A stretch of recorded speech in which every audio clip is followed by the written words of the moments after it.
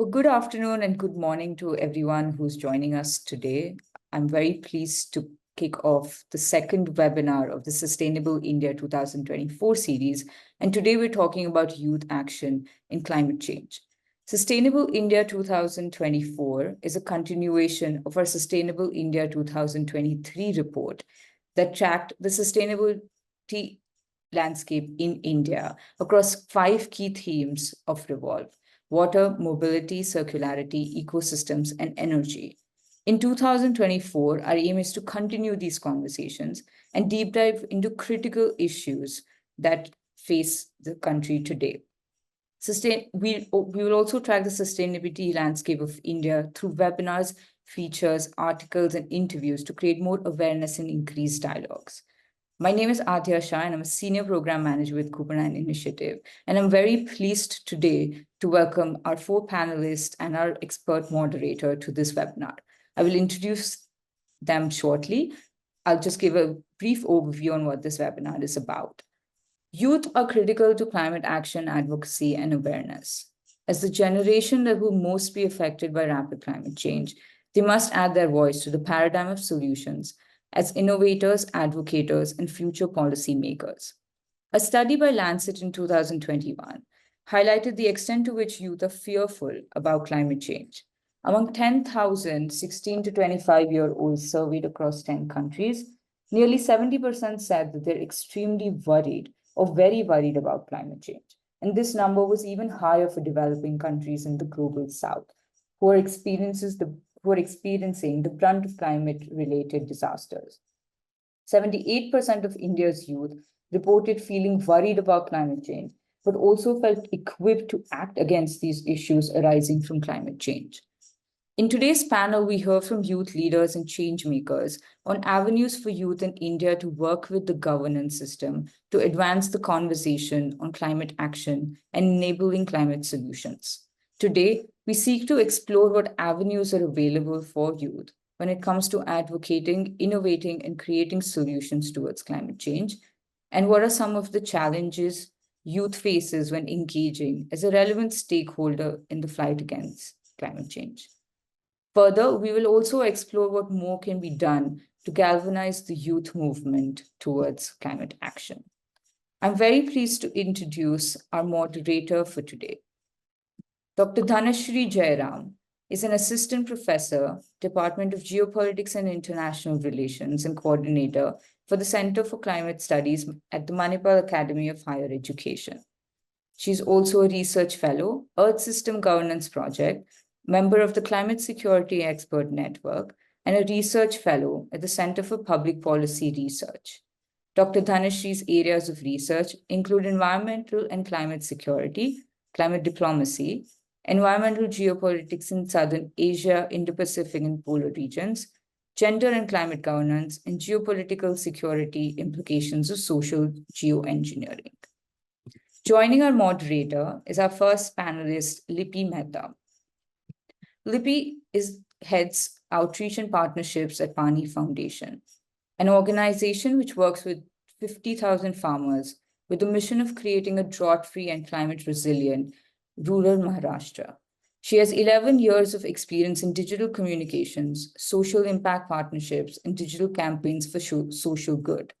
Joining her is Samrat Deb, Senior Program Officer, Governments and Policy, South Asia at the Climate Group. A public policy enthusiast, Samrat's interest lies in improving environment and resource governance and securing community rights through an interface of strong research and advocacy. Samrat has over 5 years of experience working with national and international CSOs and also providing consultancy services to the state government departments of Tripura and Arunachal Pradesh. Joining Lipi and Samrat are Dr. Amit Tuteja, a research scientist turned social entrepreneur, who is the founder and executive director of the Connecting Dreams Foundation. Dr. Tuteja's passion lies in harnessing technology, entrepreneurship, and the energy of youth to bring about positive societal transformation. Ms. Swati Maini is the founder and CEO of Mani Renewables and has led a $200 million project as a nuclear technology commissioning engineer at a nuclear power plant for over 5 years. She also completed a design, build, fly project with NASA. During her entrepreneurial journey, she has worked on solar technology improvement and hydrokinetic turbines in Singapore and the United States. Based on this experience abroad, a need was seen in the Indian market for more hydropower generation without the need to build dams. She is now working on the Indian market and bringing about technologies to suit canal and tidal areas in the subcontinent. Welcome, Dhanasree, and welcome, Lipi, Dr. Tuteja, Samrat, and Swati. Before we get kick-started on this panel, before I hand over to Dr. Dhanasree, just a note to our audience members, we will have time for Q&A at the end of the panel. So please leave your questions in the Q&A box of this webinar, and we will get to all of your questions. Okay, over to you, Dr. Dhanasree, to kickstart our panel. Thank you so much, Adhya, and the Government team for inviting me to this very exciting webinar and on a very pertinent topic, which is about youth engagement and youth leadership, youth action on climate. And because climate is something that affects so many sectors, it's also very interesting to see how our panelists today are working on such diverse themes as well, especially at a time when we are seeing how the heat wave that Northern India is experiencing right now, and what kind of effects it is having on people, on livelihoods, on health, on so many things. It is imperative that we discuss this, but also act upon it. So as you also explained about the bios of all the four panelists, these are not just future leaders, these are current leaders, right? So when we talk about youth and youth engagement, we constantly think about the future, but in reality, this is something that is affecting us right now. Climate change is something that affects us now, and youth is taking action right now. This is not something just about intergenerational equity or these concepts which we discuss a lot. So thank you so much once again for inviting me. And before I invite our panelists to talk about their own experiences, and you have already been working on these topics and on the ground as part of grassroots mobilization, activism, advocacy, education, training, and in many different ways you're already engaged in these areas. I would like to first invite the panelists, starting with, of course, Lipi, to tell us about your own journey and how you started working on this, what really inspired you to take up this work with Pani Foundation, which is doing such brilliant work, especially in drought-stricken areas. So I would start by actually inviting all of you to tell us about your journey and tell us what really inspired you and how you have taken this journey forward with your own networks and advocacy and public policy efforts itself.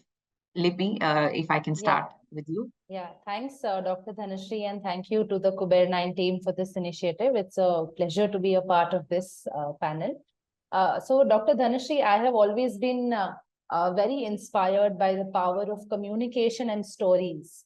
I believe that beyond a very complicated, jargon-heavy statistics, reports, narratives that we have in abundance today, what really strikes a chord in all of us, and really connects us is the power of storytelling and communication. So I've always been very inspired to explore that further. And I studied communication and mass media, after which I got the chance to also explore and sort of feel the impact of first-person narrative building and storytelling as a part of the TV show Satyamev Jayate that came on air, I think, over 10 years ago, where I experienced at first hand as a part of the research team of that show, what can happen if we position first-person stories and narratives in a way that not only chronicle the problem, but tell us about the solution that is possible as well. And it really showed me the power of stories at the heart of community building and community transformation on ground. So this is where I really sort of began my journey. And as someone who's been passionate about exploring social issues, I got the chance to work on both communication and a very critical social issue, which is that of water and agriculture with Pani Foundation. And one of the things that really inspires a lot of us working here is the first-hand experience and understanding of how water is at the center of so many things, especially in the times that we live in today, that it's connected with equity, with equality, with education, with healthcare, with just everything. It's the the focus that connects many things in our lives, and that's what I've seen at Pani Foundation also. And in these times that we live in, especially with climate change as a crisis that is not only something that's affecting a small part of the world, but everybody in the world at large and the entire population, what Pani Foundation is trying to do is to create a grassroots movement to tackle this crisis via sustainable water and agriculture methods, where farmers are being empowered to practice a water efficient, climate resilient agriculture. But of course, in a way that the onus is not on the farmer to fight the crisis, but the farmer has incentives to do that. So we are on a path of making water efficient, climate resilient, climate efficient agriculture remunerative, so that more and more farmers want to take part and be a part of the process, because as we know, agriculture contributes to a large part of the carbon footprint in India. So that is what we are currently doing, and that has been my journey and my interest so far. Thank you, Lipi. Moving on to actually something that you touched upon as well about communication, and also about how this affects policy making and also having an impact on the ground. I think, Samrat, you could tell us a little bit more about your journey of working with governments, working with communities, and yet again, all these aspects of communication and everything also very important to how you have managed to work with policies on climate and other sectors that are also interlinked with the climate change aspect. Samrat? Yeah, first of all, thank you, Dr. Dhanasree, and good afternoon and good morning to everyone. It's an absolute pleasure to be here. I'd like to thank the entire team of Covidin Initiative and Revolve for initiating this dialogue. So, coming back to your point, that we all do realize that policies and advocacies are an important part to bring any kind of change. And I genuinely believe that if we want to bring any change in the system that we usually call, if we want to bring a change in the system, we need to be part of that system first. So I always wanted to be a part of the system and then drive that change from within. So with that thought in mind, I started my journey looking into the various policies aspect, trying to get to know how I can get involved myself in the policy frameworks, how can I work with the government to do my bit, and then help and then put forward my views within the government and drive that change. So with that thought in mind, I started my journey at around 2017. So I was part of one of the projects of the Ministry of Environment, Forest and Climate Change, which was built to develop the skill sets, the green skill sets. It was named as the Green Skill Development Program, GSDP.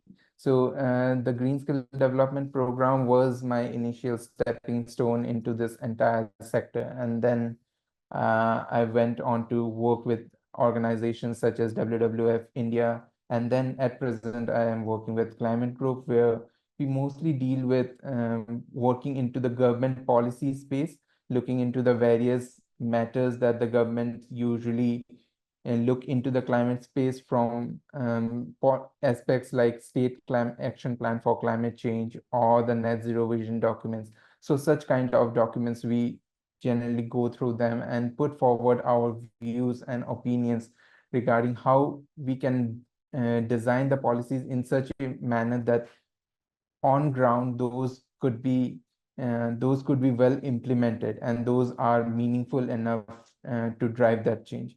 So yesterday only I was doing a bit of research when I came across a very hard data that in India, in the age bracket of 22 to 24 years, more than 50% of the youths are generally unemployed.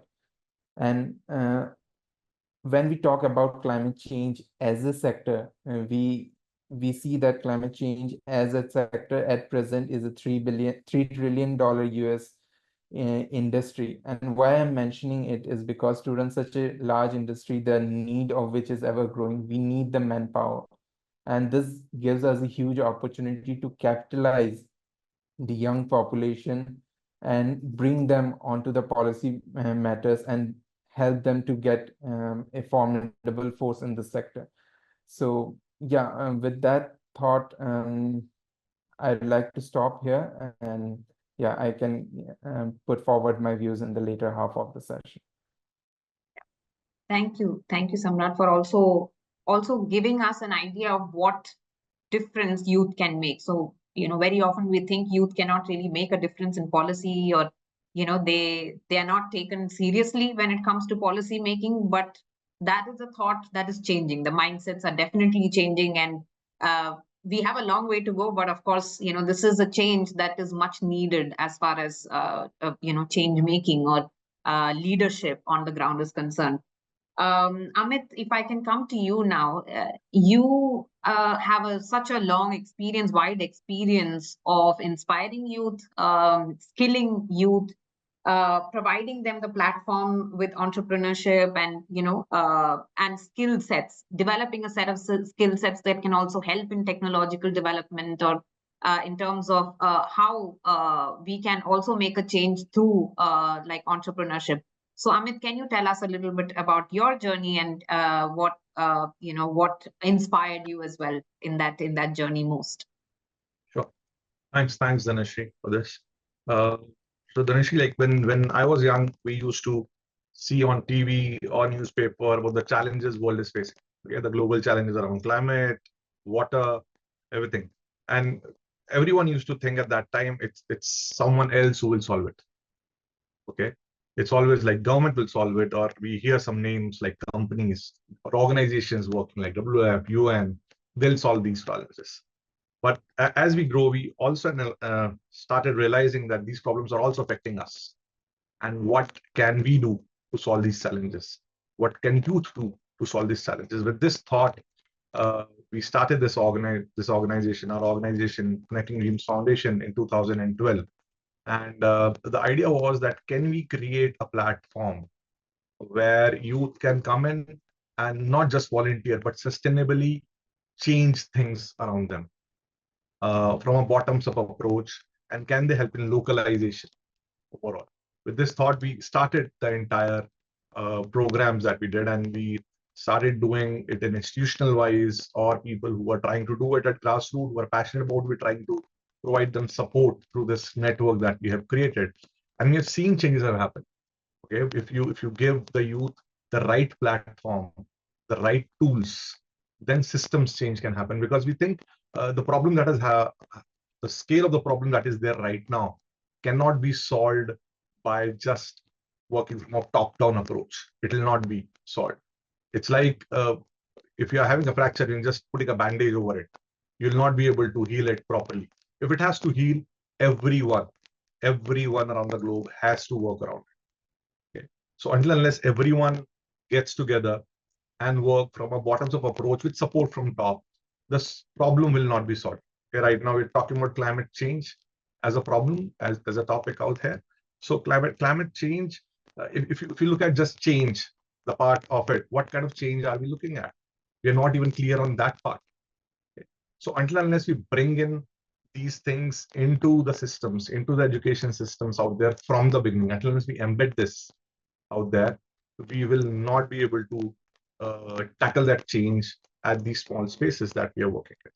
And that's what the whole effort is around by the organization, where we're trying to bring in programs and platforms where we bring in this youth in a collective form, not individual. It's a collective leadership effort that we're bringing in. We're giving them change-making skills, and they're becoming change makers in their own itself. I'll give you a very small example. Like colleges in Delhi have started a drive last year where they're trying to make all our chapters are now plastic-free campuses. Okay, that's a very small thing that they've done in the college, but that's created an effort. And it's not just plastic-free campuses, they've also generated livelihood for people, like entrepreneurship for people who are below poverty line. So that's how the sustenance is going on. I'll be covering up more examples as we move forward, but this is what we're trying to do is a bottom-up approach involving youth and pushing the localization agenda. Yeah. Thank you. And also thank you for highlighting the bottom up, the power of bottom up approaches that have actually worked across the world when we are, extensively talking about the ineffectiveness of the global climate governance and global climate regime and all that. A lot has worked on the ground, which, these are the stories which need to be highlighted more and more to understand the power of individuals and agency that we all have in respect to creating that change that we need. Swati, if I can come to you now, you are someone who has also taken inspiration from what you did outside of India, and learned something from outside of India that also inspired you to do something to create that sort of change also here, and what can be done to deal with some of the pressing challenges that we have in the country. So, Swati, over to you now. Yeah, so my journey has been, pretty much in a lot of the English-speaking countries around the globe. I went and did my bachelor's and master's abroad in the US, and I had the initial experience to work in the nuclear field myself. I wanted to get my hands really into hardcore technology and away from a little bit of management that I was being pushed into very early on. So that kind of helped me in understanding what the role of technology is in terms of solving for climate change. And that is the basis of all the other dialogue that we can have in the world today, right? So without technological evolution, we cannot really progress. So nuclear is one of the largest, producers of clean energy, but there is one problem with it that I saw, that the waste cannot be stored for a very long time. So from that, mindset, I started thinking of different types of solutions that India had. Because I was always an Indian, very strongly wanted to always go back to India and work for India. So what were the problems that we had at hand in our country? So I looked at it from that perspective. So it was more of an individual inspiration to come back and solve for it, solve for power, solve for cheaper materials, solve for cheaper electricity generation, handy electricity generation. So you don't have to import and export materials in order to produce that electricity, right? So you have to use the renewable resources, like wind and solar were already in the market. So I did my bit of research on what was wrong with them. Why are these still being looked at? Like, you cannot recycle the wind turbines, you cannot recycle the solar panels at a cost that is effective today, even today. And even in the future, the processes look quite complex. So that's where I started working at looking at hydropower and individualized power. So distributed renewable energy became my focus. And then I went back into tech and said, okay, what can I do to solve for that? How can I give that technology in the hands of people, or closer to people, so that they can feel it, see it, touch it, and become a part of that energy ecosystem? So that's where many renewables came about. In 2021, I incorporated the company in India, knowing very well that India is a very tough market. Knowing that array, you're a girl, why are you doing such hard tech, and you should be consulting with XYZ firm, or you should be part of a venture capital firm, and all of these kind of things were there. But at the same time, I had a goal to fulfill. So until I see it fulfilled, I'm not going to back down. So that's the kind of way, that's the only way you can really push your agenda, you push your thought processes out in the world, and at the same time bring in people around you. So now that I have seen, the entire ecosystem is really there to support. And it's not that difficult. It is not only for the higher ups to work on this. We can also make that change. We've gone through the policies with the central and state governments, and very, very well. The journey has been great so far, so no complaints. That's good to know. That it's not just that we are nitpicking challenges which are there. It's also about how do you find solutions, and how do we really overcome these barriers, which could be, as you said, it could be structural, cultural, all kinds of barriers that we face even when we are trying to do something. So thank you for all the interventions so far, which actually brings me to a few more questions. Probably you can dig deeper into some of these aspects that you mentioned. Lipi, if I can come back to you, some of the things that you mentioned, including communication, for instance. How do you mobilize youth or communities or other stakeholders? So when you're talking about water, this is something that has so many stakeholders involved in decision making, in implementation of projects that are there, or so this is not an easy task to bring everyone on board, and also to urge them to change the way we have so far done our work on water. So could you tell us what are the avenues that were there for you to really mobilize, and through communication, through your outreach, and how did you manage it on the ground? So Dhanasree, just to address this question, I would like to take the example of one of our flagship initiatives at Pani Foundation, which is the Satyamev Jayate Water Cup, where over 6,000 villages were mobilized to work on decentralized watershed management and implement the creation of water harvesting structures via their own entrepreneurial efforts and their own labor to harvest water. Now the solution of this decentralized management has been there since it's as old as the problem of drought. I mean, it's been there since forever. It's not rocket science at all. But what was different in our communication was that farmers were called for villages were called for a 4-day residential training, where 5 members from every village were called for this training. And across these 4 days, villagers were not sort of taught like how a teacher teaches in a classroom. This is how you can make a trench. This is how you can make a farm pond. That science is well known. But the communication was centered around only one thing, which is emotional connection with the problem and emotional connection with the solution.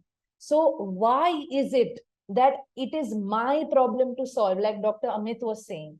Why is it that this is my problem, and how can I feel pride in solving this problem myself?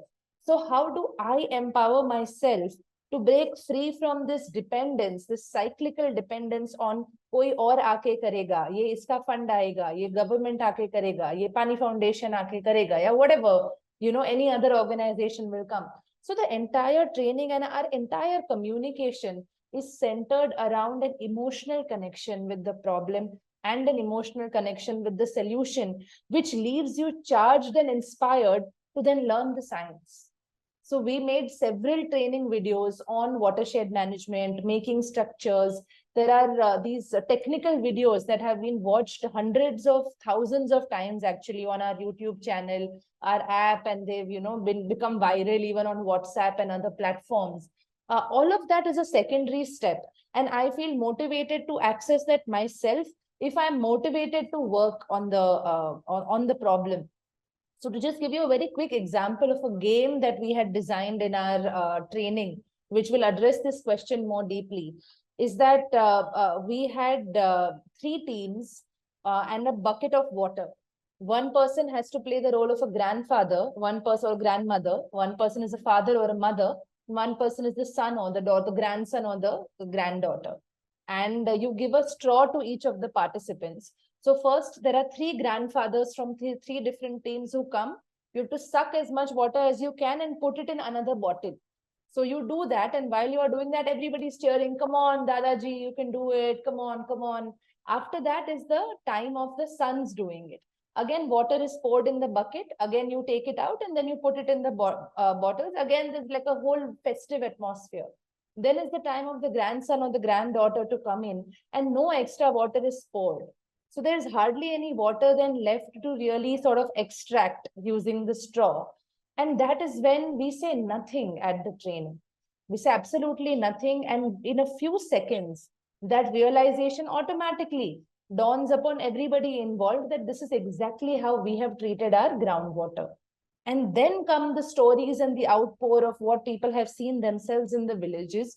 And this is how, through interventions, activities, songs, games, quizzes, which create a very fun and festive atmosphere of participation as well as emotional engagement, is how we have enabled villages to work on this problem themselves. And as far as the other stakeholders are involved, one important thing, Dr. Dhanasree, we have learned in our work is that when the central community is charged, mobilized, and motivated and working, then for the other stakeholders, it's a plug and play. If Dr. Amit is doing excellent work in Maharashtra and I know about it, when I know about Samrat and Swati, why will I not want to organically go and join those efforts? Because it is also my mandate and what I am doing as well. It is what also I am sort of been established for. So we have seen 800 plus NGOs organically work with the villages. We have seen government departments at various levels. Even right now, when we are working with farmer collectives on sustainable agriculture and building on this impact on water, we are seeing so many corporates approach us with how can we volunteer, how can we help.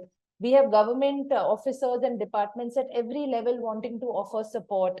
All of this because a foundation has been created, and that foundation is being led by the community themselves.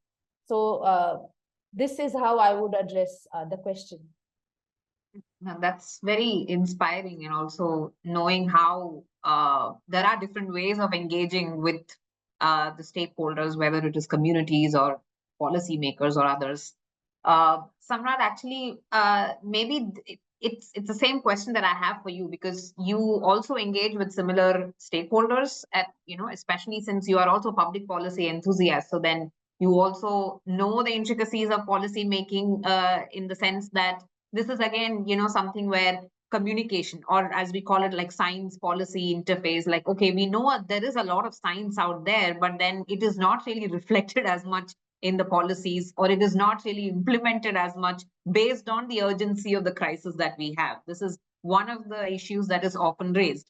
So the youth again has been talking about it, across the world. This is one of the issues that's been brought up a lot, that science policy interface needs to be stronger, and we need to bring more more evidence-based kind of policy making that needs to make that change on the ground, with efforts, with different initiatives like what Lipi, Swati, Amit, and you are doing.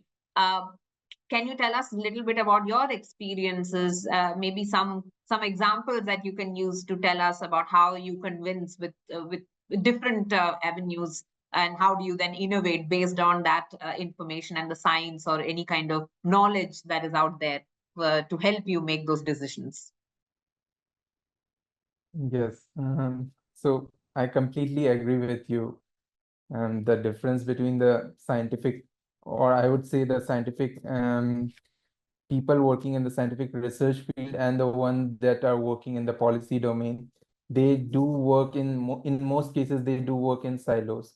So the integration of the research that the research think tanks are doing with the kind of implementation work that the policymakers can do, that integration needs to be done. And I guess that this is one area when youths can chip in, where fellows like us can chip in. So I will just give a example of from my journey only. So prior to this role that I'm presently engaged with, so I worked as a state climate fellow in one of the states of Tripura.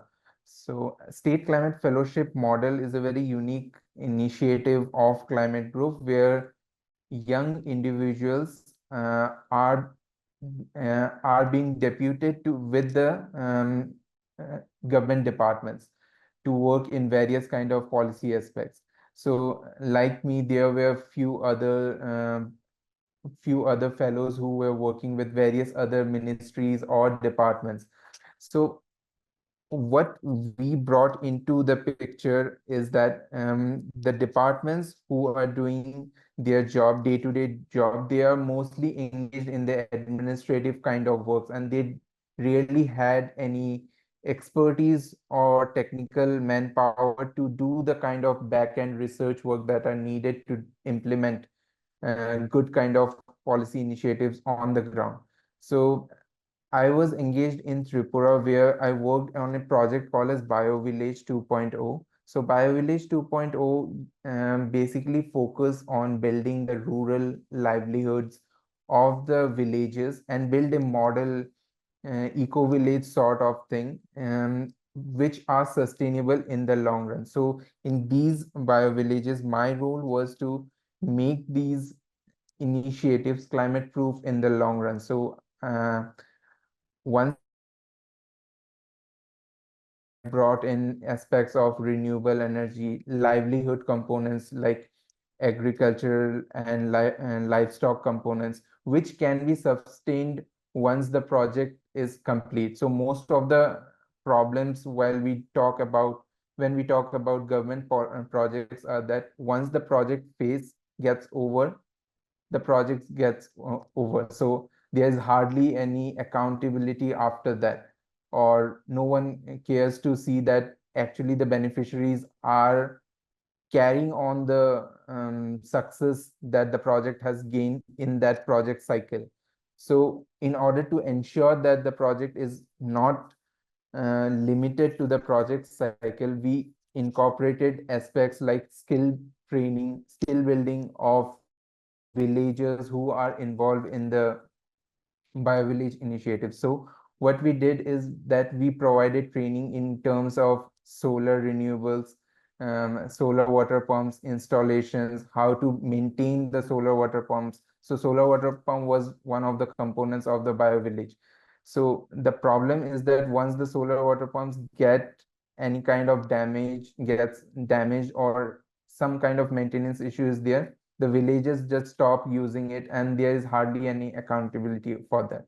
So once you train these villages to use that system for the long run, they become better equipped to handle those projects in the long run. So that is one aspect that we worked in.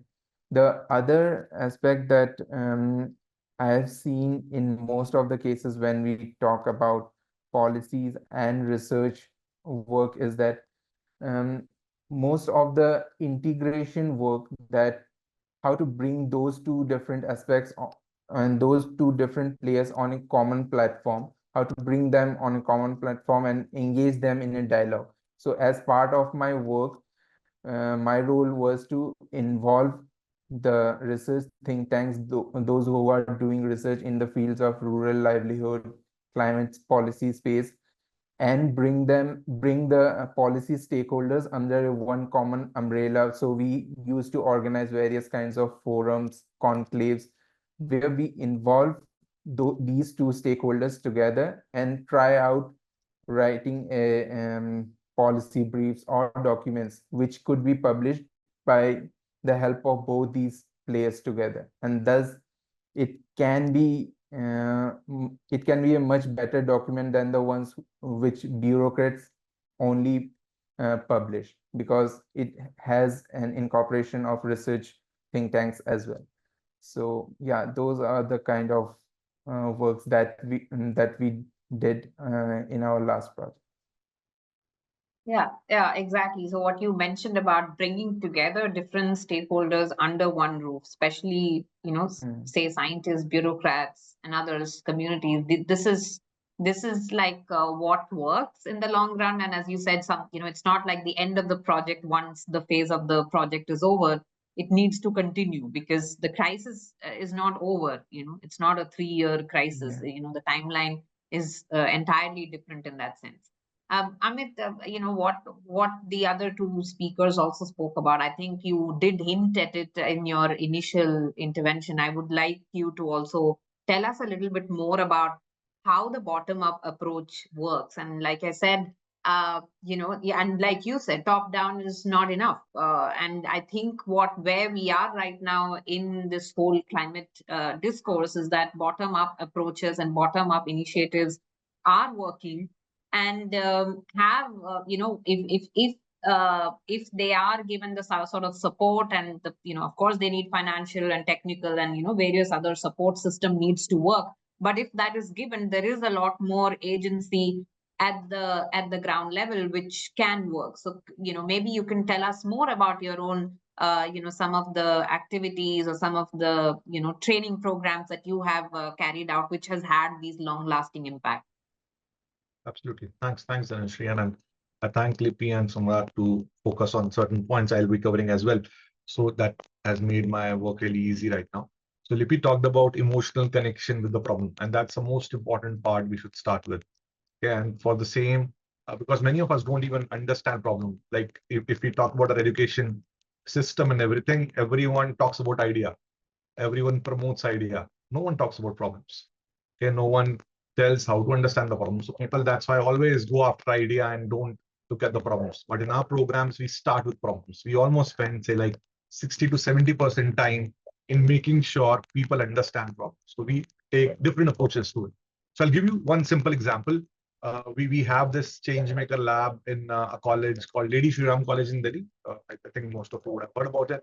So this particular lab, when we are doing this particular process, had a particular challenge that they had a lot of flex banners in their campus, which were there after the elections that came out. Okay, so they had almost like 100 kgs of flex banners they had to get rid of. They can't just decompose. They just can't dump them because they'll not get decomposed and cause a problem, right? Parallel through this process that we were doing, they were also connected to a village in Western UP near Hapur. Okay, so there were a group of women who were making their livelihood by selling some cloth bags. So they were making cloth bags, and most of the NGOs and people are SHG groups are engaged in these activities. You must be getting these kind of bags in malls when you go. These are cloth bags that they sell. Okay, so when we look at these two problems, they're very different, but the common factor were these change makers who were working on both the problems. Okay, so when we did this process of design thinking and ideation with them, we came out. So on one hand, we have a problem of these flex banners. On the other hand, we have this problem of how can we increase the livelihood of these women who are selling cloth bags. Each of these cloth bags used to sell for around 23 rupees, out of which the cost of manufacturing and transportation, if you reduce it, it will be almost 12 to 13 rupees, right? So that means each bag will earn them a profit of maximum of 10 to 12 rupees. They're able to make 15 to 16 bags a day. So overall, in a month, they were earning around 3,000 rupees, which was not enough for them to survive or go ahead in life. So, so these people who were the young girls out there, they came out, did up ideation and thought, can we use flex as a material, inner material for the bags? So what they did, they got in touch with certain designers, got some designs of bags, got some extra surplus clothes from export houses in Delhi, and created 15 wonderful designs. Some of them even matches with certain brands. I'll not take name of any brands, but certain brands that are present in the market and very expensive. So they created these wonderful bags out of waste, total waste material. The only cost in manufacturing was certain accessories like buttons or chains that need to be there. So these people trained these women on how to make bags out of flex, okay, and using those extra surplus clothes. And the bag that was selling for 23 rupees before, and then now this bag that has come out, I don't have that provision, but I could have shown you those pictures. These are wonderful bags that they've created, were sold for minimum 300 rupees in the market then. That means almost 10 times increase in livelihood happened. Okay, and this started almost in 2016. And this initiative is still going on. Those couple of those girls are now doing it full time after the college. Now they have this initiative is called Basta, which they have started. And now not only those 3-4 women from the village, but almost like 70 to 80 women are getting livelihood through this process. Okay. So that's how we are doing it. It's about understanding the problem, solving it, and then sustaining it. Sustaining is the most important part because mostly in colleges, what happens? People start, but they don't continue beyond a point of time. So we make sure there is a team who is coming after and doing it regularly, after and after. So that's how these things are increasing. I've just given you one example. There are like 150 projects that happen every year through this process in just Delhi itself. Okay, there are many more avenues that happen. So we also have programs for schools in rural areas where they are challenging. But most important part that I said that it's experiential learning ecosystems that we have to create, where people understand the problem from the point of view of the user, not the way they see it. Because that's a whole lot of difference. The way Lipi was saying, the people in Rajasthan, if they're facing the water scarcity problem, and you are seeing it from a place where you have excess and abundance of water, you will not be able to understand it unless you go, stay, and live the life they are living. Okay, so we create these avenues where understand the problem and then give them the right tools, and through this they go up. And again, it doesn't stop here. It also increases a lot of advocacy. Like these two girls from the LSR team got an opportunity to go to UN in New York and present their work out there. That created a lot of avenue. Not many people now want to be part of similar processes, labs. So that also increased. Then last year, one more thing we did, like when India had the presidency of G20, we got a chance and we thought that whatever is happening is good, but very limited stakeholders' voice is going in there.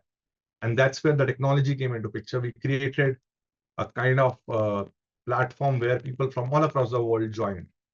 So we did something called Changemaker 20, and we specifically invited these changemakers from across the globe. And to our surprise, we thought people from only G20 countries will join, but people from 137 countries joined this particular program. And this program was supposed to be 3 days. It has to be stretched to 5 days, 24 hours. It was a 122-hour non-stop program that we could do, and where all these people came in and shared their stories. And we also created an entire policy document around it, which circulated to all those 137 countries and also to G20 in Brazil. So that's how the people voice, the ripple effect is going on now. It's not stopping at only doing a project. It's going up and up and up. And that's how the bottoms up. So what we feel is, if we just go to the government and ask for something, it'll be difficult. The government will have to look at all the scenarios. But if you could show certain case studies, certain success stories out there at the bottom, it's an easier way for government to see and validate that this has happened before. Now we can scale it up. So that's where the bottoms approach comes in handy, and that's where all the stakeholders get together and work around this. So I think I'll stop here and we'll continue. Yeah.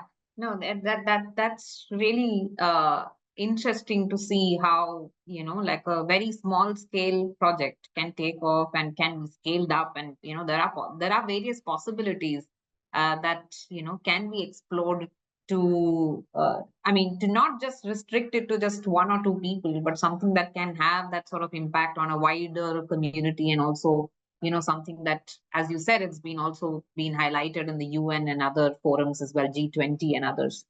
Swati, I'll come to you now.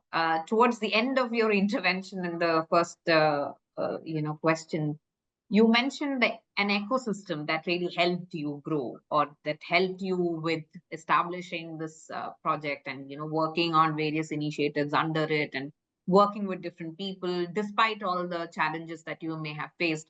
Can you tell us a little bit more about that ecosystem and what really helped in terms of creating that sort of environment to make all of this happen? Yeah, absolutely. So before I began as a startup in India, I had not really worked in India before. My experience was primarily abroad. So I had reached out, and this was during the pandemic. I reached out to several people, both on their official emails as well as their LinkedIn's. These were government officials, these were people that I wanted to work with, private companies and so on. And to my surprise, pretty much all of them got back to me. And maybe it was the pandemic that they were all at home, and they were actually checking everything that was going on social media and media in general.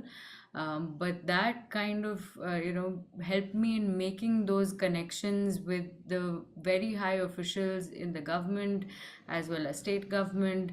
Then when there were the waves of the pandemic broke short, once we were approved to travel and things like that, then I even paid them visits in their respective offices, whether it was in Chennai or in Delhi or other locations. And they very nicely had us over, heard us out, brainstormed the problem statement with us one on one. And that was something that was told to me, that the government never listens to you. So that was completely shattered for me. And when it came to speaking to people about the problem, speaking to the people on the ground as well, they were also very welcoming of what we were trying to do, whether it was granting us permissions, whether it was getting interns, whether it was getting incubated. And thankfully, because we were also a technology company, we got a lot of support from Startup India as well. And through that, the entire ecosystem of Startup India, AICs, the Department of Science and Technology, all of these kind of opened up their own shells of resources that they had for us. And they do get grants from the government, and so we also got a small amount, but that helped us at least starting off, the small prototypes to the lab testing. We went to even some of the IITs, and one of the professors, he had to charge us something, so he just put in a token amount for the testing instead of the usual what he would charge the very large conglomerates. Right, so these kind of things, the soft touches from individuals within small and large organizations, and that receptibility of each person working behind all of these big desks was fantastic. And even now we are working with them side by side, we keep them up to date. And so I get calls from IIT Roorkee, you should come for this symposium and present, because you've done the testing here, so therefore you come and also present your findings and other things. And then also there's the students also start to get involved in the whole process. They also do their research papers with us. And that is another way for anybody in the academia that is looking to really grow themselves can engage with us from that standpoint as well. So we do work with a few students from IITs, from local universities in Pune and Mumbai, and we have a lot of interns. Most of our company is intern run. So that really kind of invigorates them to do more and more on a daily basis, to put in as much as they can towards climate change and the solutions that they are providing. So it is really up to all of us to sort of bring that out. Yeah, thank you, Swati. And I think what I understand is also, it's not just you having an ecosystem. You also need to create an ecosystem around you that can sustain the activities and initiatives that you started off with. So that's great to know that. And also, yeah, as you said, you've been lucky in that sense also, that you did get a lot of responses, and all of that, which helped you sort of kickstart the whole initiative. That's great.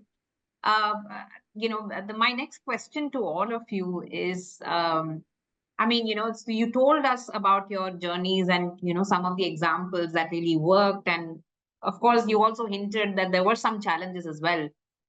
So maybe, you could, and there is a lot of youngsters, youth out there who want to do something, but they don't know where to get really started. How to, even if there is an idea, like Amit said, like you may have ideas, but then if you don't really understand the problem, these ideas may not really work.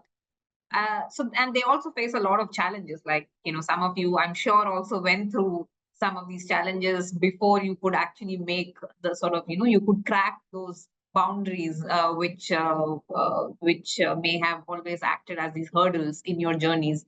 Lipi, again, I'll come back to you to start off with, what are the challenges that you faced, and how would you say, like, as other youngsters or youth or anyone who would really want to make that sort of change on the ground, what would you tell them, like, how you can overcome these challenges? Sorry, there's an issue with my camera. Just give me a second. Okay, no problem. Maybe Lipi, if Yeah, it's okay. I'm back. Oh yeah, you're here. Yeah. Okay, yeah. Yeah. Thanks, Dr. Dhanasree. I feel that right now, with the extent of the crisis and its impact that we are seeing month on month in a very tangible way around us, one is bound to feel a sense of loneliness and helplessness and hopelessness about the entire situation. So I feel that something that really helped me was to be a part of community, which where you can also see action and hope in action, essentially. So while yes, there exists this crisis that is very difficult to, it's magnanimous, you cannot really quantify it, and its impact is all pervasive on every aspect of our life and in this world. What really helped me was to be a part of a community where I could also see hope and action on ground. So I would say that if you are able to be connected with groups or organizations or like-minded individuals who are wanting to do something, it's definitely a very good starting point. And this could be online as well as offline. But it's important to have a sort of a safe space where you can put your ideas into action, learn from others. And I feel it's also okay to take a beat and look at what are the other already existing solutions and organizations who have figured out how to work on the problem, and join them, be a part of those groups, be a part of those initiatives, rather than wanting to start something from scratch all by yourself, which could lead to more isolation and sort of frustration, helplessness, because that's just how big and daunting the crisis is. So I feel that there are already available solutions. Of course, the most effective one being at the policy level. So, figure out at what level of the solution you want to be a part of, and then join groups and individuals who are already working to make a difference. Yeah, so, basically join hands with others, so not every journey needs to be alone, and, something that you are very inspired by. Yeah, okay. Samrat, if I can come to you again, maybe some challenges that you have come across and how did you overcome them? Maybe, something that can also help others choose a path that can also help, with addressing the crisis that we are facing today. Yeah.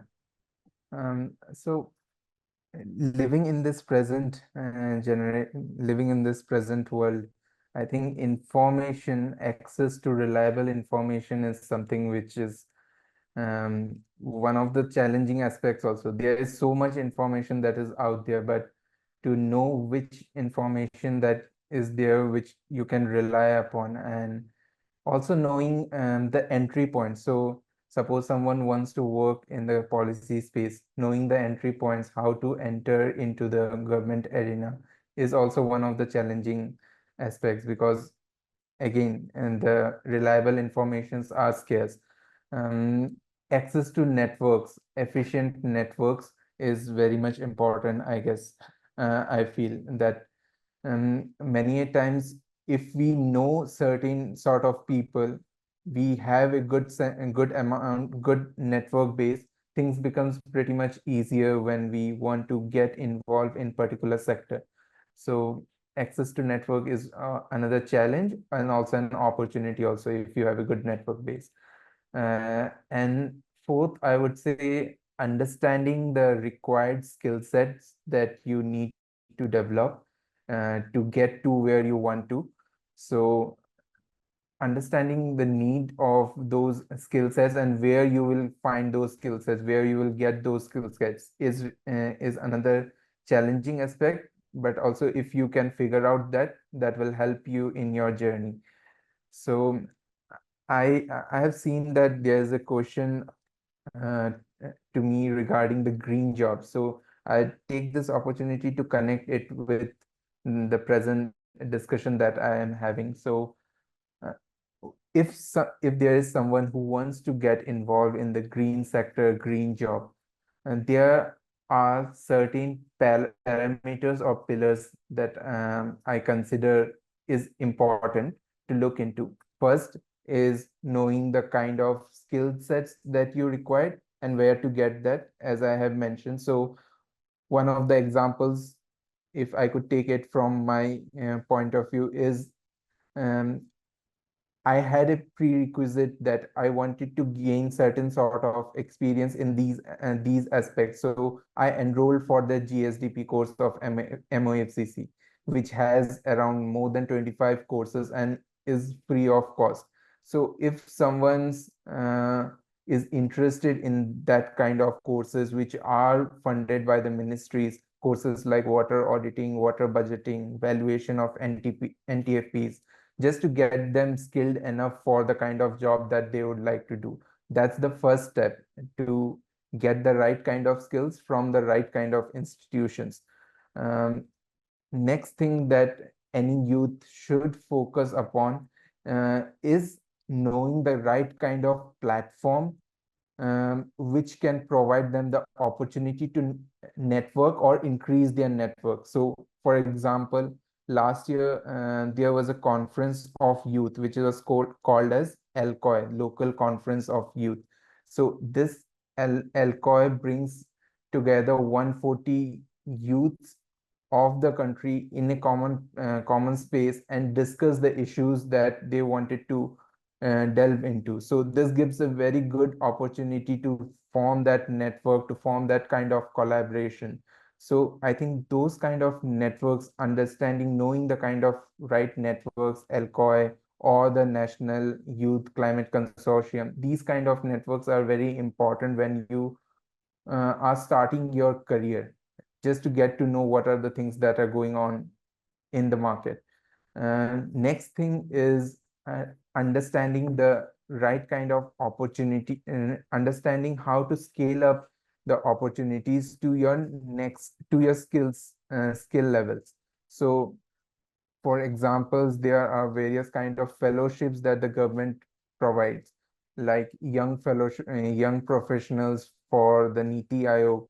There are many climate fellowships that are being given by various state governments, like Maharashtra has this climate fellowship module where young climate professionals are being engaged to work with the government directly. Next, we have the Assam. There we have a CM Climate Resilient Fellowship, where the fellows are being assigned with district development authorities and all to work on climate resilient projects. In Tamil Nadu, we have Green Fellowship Program. Again, it was launched last year, where 40 youths and we are engaged with the district authorities to work in various green Tamil Nadu projects. Then we have Anant Fellowship, and we have many more fellowships like that, specific for each of the states. We have this Punjab Good Governance Fellowship. So we need to find out that what are the kind of opportunities that the governments are providing. Many a times, the issue is that the kind of information that is required to be dissipated in this and to be disseminated to the youths, they are not being done effectively. So the youths are not aware of those kind of opportunities or the kind of fellowships that the government has and where they can apply for, and then they can get engaged in those kinds of opportunities.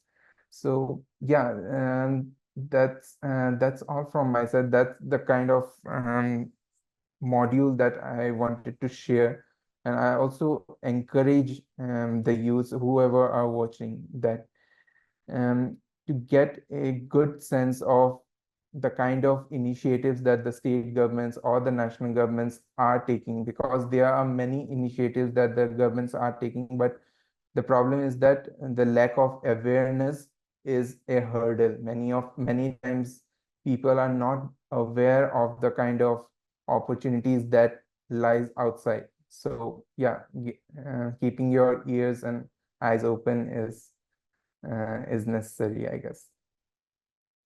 Yeah, absolutely. I think, yeah, to know about what is out there, there are a lot of things which we may not be aware of, and I think it's important to know about the different policies or different fellowships or whatever is out there, which can also help build capacity of the youth, and and also build those networks, which, as you said, is very important across states, is something that would also take some of these initiatives forward. Amit, over to you. Sure. Thanks, Dhanasree. And I think most of the points are taken by Lipi and Samrat. I'll still add a couple of them. So for me, when I started this journey, I think the most important part was the clarity of thought. Okay, what is it that I can do every day of my life without getting bored?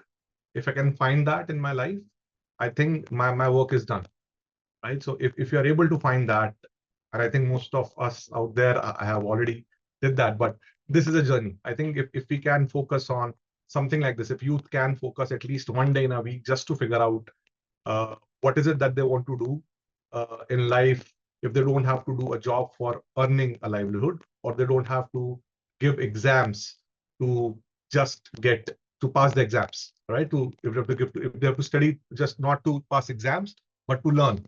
So the moment the answers come out, which will be something close to their passion, right? When I ask this question to a lot of people around in colleges and schools, I get something very different from what they're doing. Okay, and when you ask them, what are you doing and why are you doing it? It's just because you have to pass an exams, get a degree, or do jobs to earn a livelihood. If you can think little beyond that, and if students can start picking up jobs to learn in the initial years rather than just to earn, then I think the entire mindset will change. The mindset will be, right now, I think the generation we are living in has two challenges. One, there is a lot of distraction out there. I call it as a generation of reels. You don't have a patience to be in front of anything more than 30 seconds, 40 seconds. Okay, that's where we are going to. I think in this reducing over a period of time. And the second is a lot of competition out there, right? And when we talk about competition is always when you have limited resources and more people to take it. So when I think from that mindset, I always see that I want this, and I'm in this situation that someone will give me this. But the moment you start thinking what I can give back, I'm not talking about money. It can be anything, my skill, my learning, my anything. If the moment I start thinking what I can give, then there is no competition. I'm here. And then I'll start thinking to better myself, to excel myself. In simple words, if I have to read something or learn something to give my exams, as compared to have to learn something to teach someone, my approach is very different. So that's the mindset that is needed in youth right now. If they're clear with this, and right now I'm seeing people at least off the generic kind of jobs that were there in my time, like being medical or CA or engineering. There are many more avenues that have opened up. Samrat talked about a few of them right now. So the opportunities are there. But you have to be clear, it is not the opportunity alone. It is the opportunity that aligns with your passion that is important, right? So that clarity of thought is needed to begin with. Second, I think Lipi covered up. Lipi said the community, Samrat said network, we call it tribe. If you can find your tribe, the people who think like you, then it's a huge comfort zone that you are in. Then you get an opportunity to fail. And that's very important, which our education system doesn't teach. If you can get an opportunity or a buffer where you can fail multiple times, that's where the learning happens. That's a maximum. When you fail, the learning is maximum. Okay. Either you fail in the initial years of life or you fail in the later part of your life. You'll have to fail. The number of failures will be equivalent. So if you can, initial years, when you're young, if you are passionate about solving a problem or a challenge, get yourself an opportunity where you can fail without being judged. Okay. If you can do that multiple times, I'm absolutely sure you will get an opportunity to do something where you can contribute moving forward. Another thing is, again, avoid distraction as much as possible you in this journey, because there are a lot of distractions. There'll be people talking about something. Okay, as a startup or as a person who's starting their journey to do something, there will be distraction. There'll be people saying, why are you not doing something which your friends are doing or your classmates are doing? Because they're earning good job, they're earning good. What are you doing? You're not getting anything at all. But that's where you have to keep moving on, and that's where persistence is important. The last thing which I feel is very important is get a mentor. Find a mentor for yourself. If you can, then that makes your life a lot easier. And then you can easily move to the place where you want to.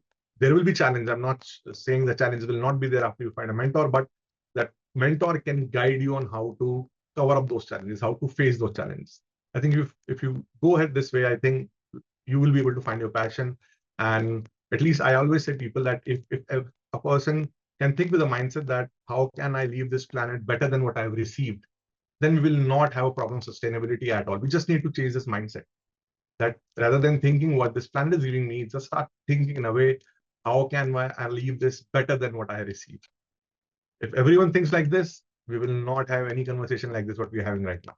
Thank you. Yeah, changing the mindset is key, and I think that's a good way of also talking about how we can tackle many challenges is in the mind, in fact. Swati, you mentioned some of the gender challenges that you faced, also about finances, and some of the things that you could manage to find solutions to. But yeah, maybe you can tell us more about how you managed to overcome them, and what are the other challenges that really youth and others face when it comes to climate action. Yeah, so first is I think I would want to start somewhere from where Lipi and Amit and Samrat are. I think most of the youth need to go in and volunteer for organizations like these, because it is important for you to open up your minds and see what these organizations are actually doing. You can't just go out and ask for, straight up money, especially when you're still a student and, very early years, you really don't know anything, right? You have to go out and see. All you've seen is your parents and a few of your friends.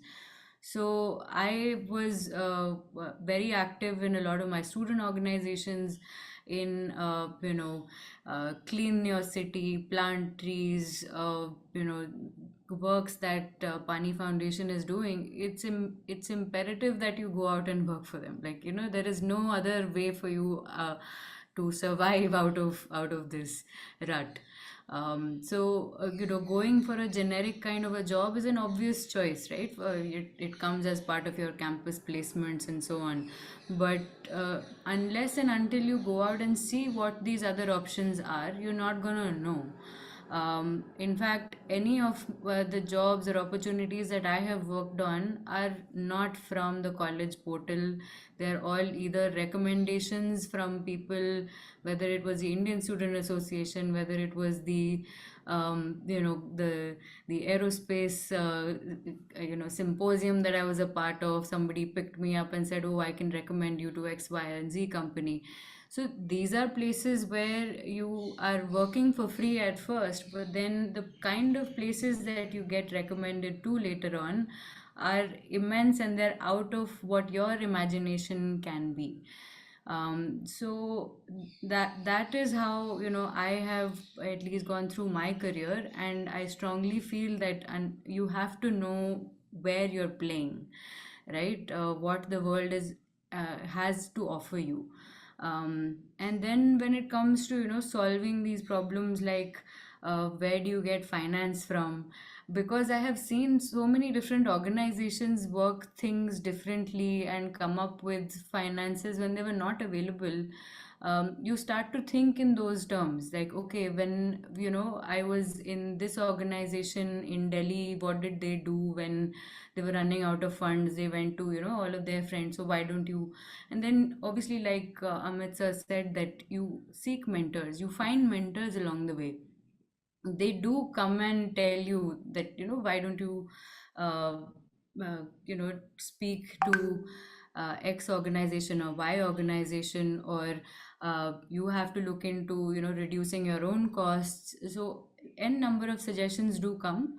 At the end of the day, you have to make that final decision. But you can get a load of information just by putting yourself through a lot of these volunteering activities, and that is what will shape you up in the future, and that is how you will be able to talk to more and more people, because you have had that experience in the past, not just from going to a job. Every IT student today has a very set amount of experience and only so much that they can talk about. So it is, if you go out and volunteer, you will have that length and breadth of knowledge. Yeah, thank you, Swati. I am not sure if there are any questions from the audience. I can take them now. If you can, type your questions in the chat or in the Q&A box, I can take them the speakers. Aditi's question has already been answered by Samrat, so yeah, I think that's fine. But if there are any other questions, please feel free to post them. And in the meantime, maybe I have some more questions if I can ask, if not too many, but at least one or two that I would definitely want to ask each one of you. Lipi, first to you. I'm wondering because water is an issue that is not just in India, right? This is an issue across the world. Water security, water stress, water scarcity related concerns. And I'm wondering, like, an organization like yours, I'm sure does engage with, water, youth-led, organizations across the world who are working on water solutions and, ways to overcome this challenge in other parts of the world as well. So I'm wondering how this, cross-border exchanges and knowledge sharing and, the best practices that can be implemented. Again, the youth seems to be, engaging in a lot of these exchanges more often than others. How does that really help, and how does that really, strengthen this kind of global sort of networks and, fostering that sort of cooperation at the transboundary level as well? Yeah, thanks, Dr. Dhanasree. So we don't actively work with a lot of international organizations, but from the conversations that we have had with people, I think what really has helped is an openness, which we have seen more and more now in terms of sharing models and practices without feeling that, okay, this is something that only XYZ person has pioneered and only we do this in this area. So we have seen, like, at least I have personally seen in many interactions which I have had with people from the States, UK and Africa in recent times who've reached out to learn more about Pani, that there is such an openness in terms of this is our problem and we need to solve it. And it really helps because you feel a sense of solidarity overall for the solution that you are implementing. And one thing that has really helped is that nobody is really, like, I have, at least in my interactions, I have not come across this sort of guarding of work and guarding of solutions. There is a lot of openness and transparency, which is helping everybody to understand what is happening in everybody's countries and their work and their initiatives. And there is also an openness to accepting that, okay, perhaps this is a limitation in our model. Perhaps we need to include this element. Sometimes even we have understood that maybe something we are doing is too wide. We need to go deep. We need to build on what we are doing currently at the moment, which is something that has come from conversations that we've had with other people. So overall, what I have experienced is a sense of solidarity, transparency, and openness in terms of knowledge sharing, which has helped me personally a lot to learn about what is going on and also to feel a sort of, sense of oneness. Because now that the problem is very big and everybody is now recognizing that this is no longer a Maharashtra problem and a Rajasthan problem and a India problem, but it is now a problem that all of us are sharing, and everybody is open to learn from the solutions and models that are being implemented overall. Yeah, yeah. That's great. I think there's a question here from Harita Narayanan.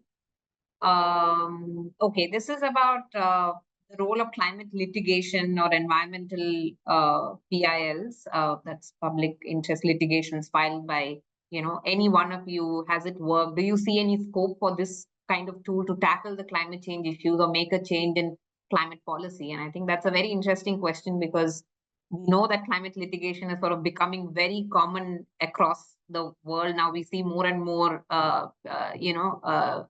cases being filed by NGOs, by youth organizations against fossil fuel industry, against governments in Europe and other parts of the world. And we also had now we also have a law, a ruling by the Supreme Court, which also makes it clear about, right to life and how climate change is an important part of that.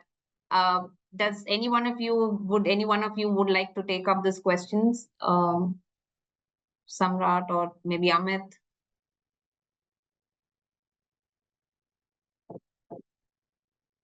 Yeah, so Yeah. I can take it partially, but Yeah. I have mixed opinions regarding the litigations and environment PILs.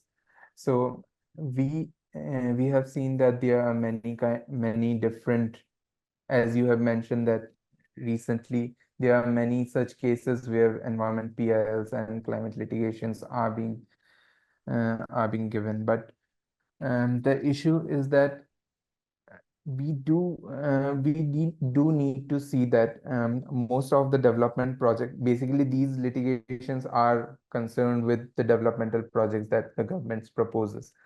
So if I am a youth and I wanted to file a litigation, I need to also consider the fact that I need to come up with certain solutions, certain kind of approachable solutions also, and not just file it as a trend.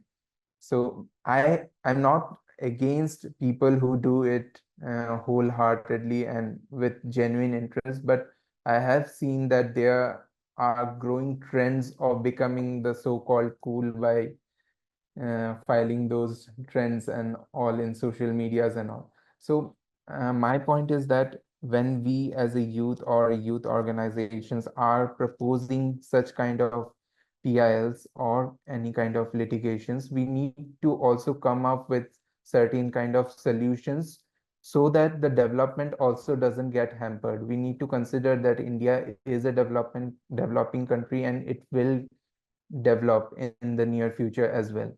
So we need to be more balanced in our approach and come out with an view that is much more sustainable, I would say, and not just in complete contrast to what the governments are proposing or something of that sort. That's my personal view. So that's, yeah. I'll add to that, Samrat. I think Samrat Yeah. summarized it really well, that we have to be balanced in using this tool. It's a very good tool. I really like the way it has been put out. But I think how do we use it is very important. The usage of tool PILs is very important. Are you using it for your personal agenda or are you using it for the common good?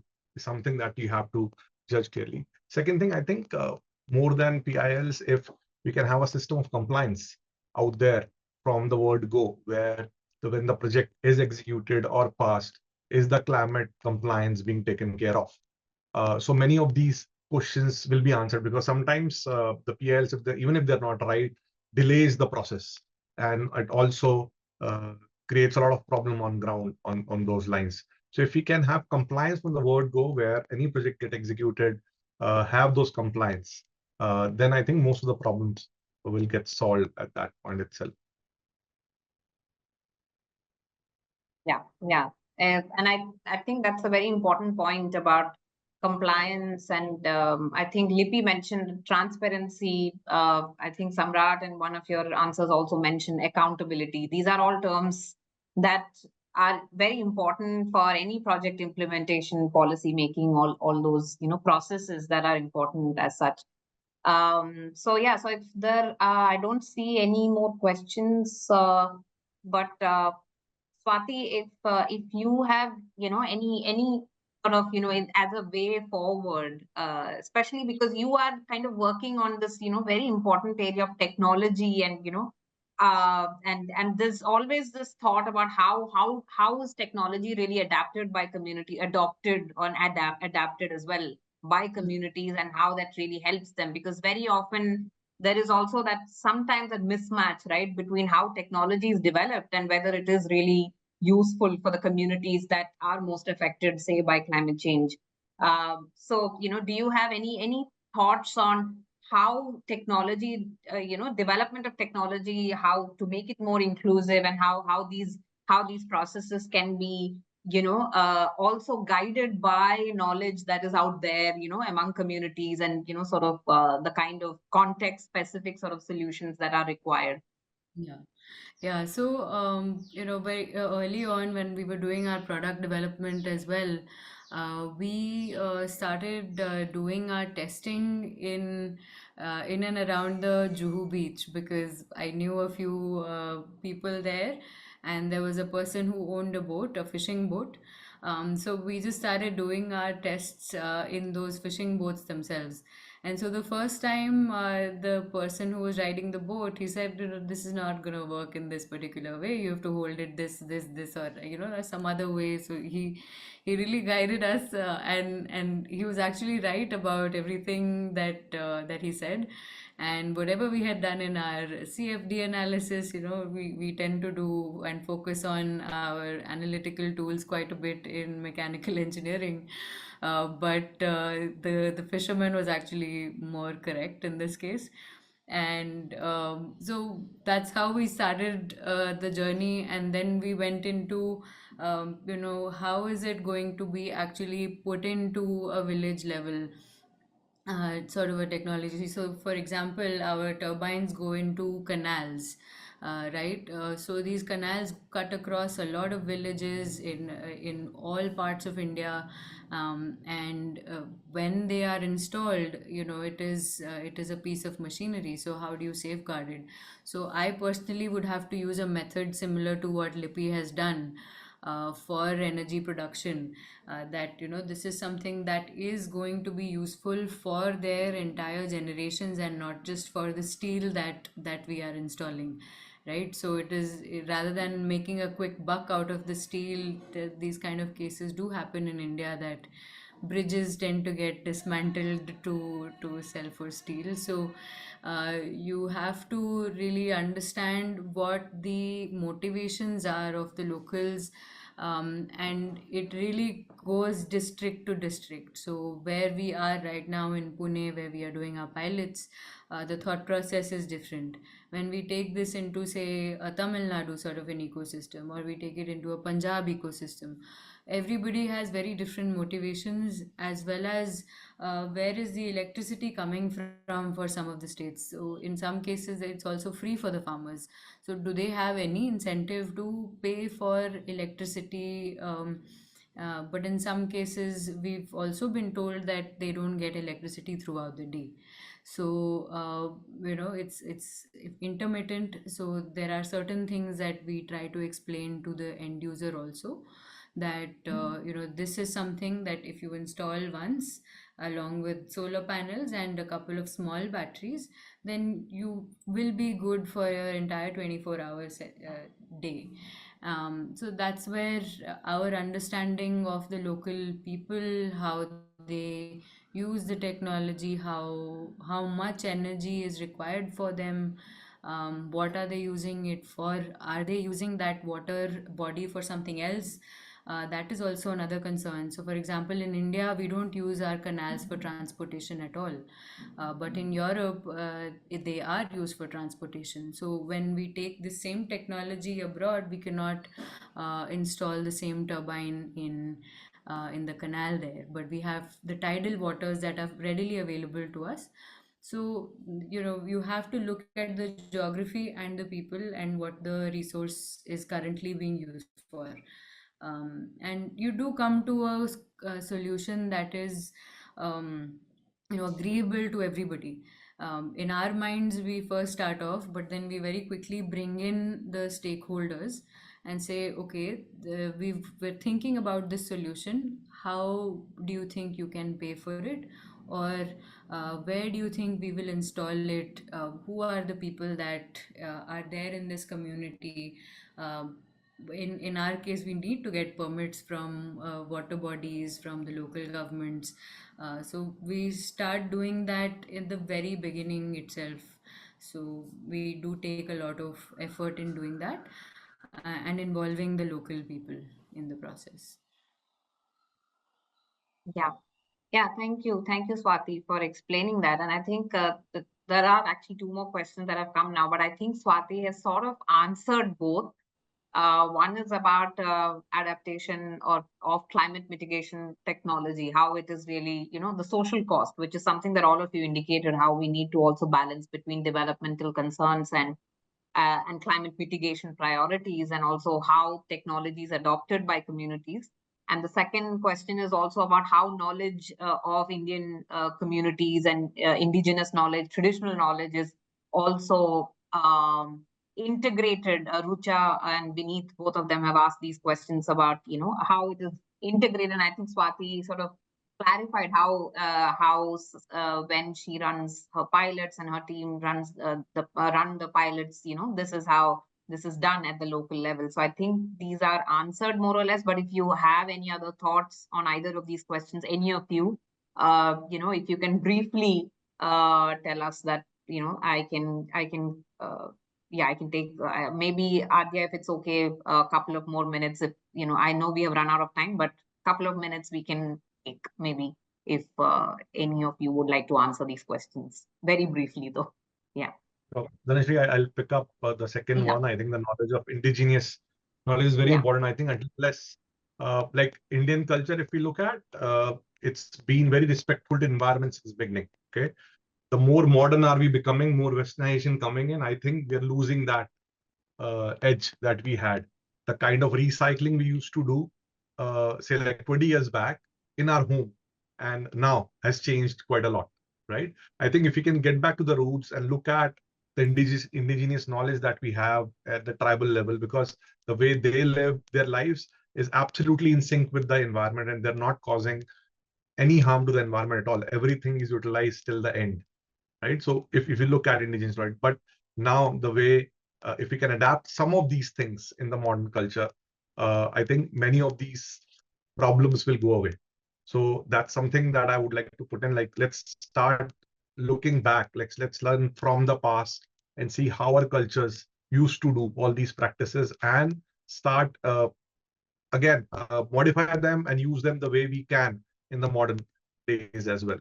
That's one thing. The second was the social cost question that was asked by Vineet. I think there is a challenge. Like, there will be a social cost involved when we start doing these activities. I think one of the most important is the economic displacement. Like, many of the industries where there are a lot of people already placed, how can you take them off and provide them other opportunities? So I think the planning is very important in these cases when we anyhow initiate such projects, and look at participation from all the stakeholders. When we are doing any projects, let's have a discussion with all the people. Before getting into the policy stand, it's always important to have all those discussions happening beforehand, understand what's the perspective of people as well, and then apply those policies. I think that will help us move forward. Thank you. Yeah. Okay. So I think there are no more questions, and all the questions have been answered. So yeah, thank you so much for all these insightful thoughts, ideas, and how to make sense of we call it a climate emergency, climate crisis, all of these things, but how do we deal with this, and what is the role of the youth in tackling and addressing and understanding these problems, and also sort of telling the communities around, and also creating that sense of awareness and consciousness among families and communities that live around the youth is something that is very critical. And I think all of you think sort of alike, and this is exactly how networks are also created, where like-minded individuals can sort of get together and think about how to create the change that we want, and not just, think about how someone else needs to do this for you. So whether it is about youth having the agency, about localization, about knowledge, about entrepreneurship, innovation, and I think in all these different aspects of climate action, today we are seeing the youth play a big role. And of course, the ecosystem is also developing in such a way that the youth is finding its place and its agency in the right way. And that is very important for the change to really happen on the ground. So thank you so much for your time, and also for all the thoughts and ideas and views that you shared. Over to you, Adya. Thank you so much, Dhanasree.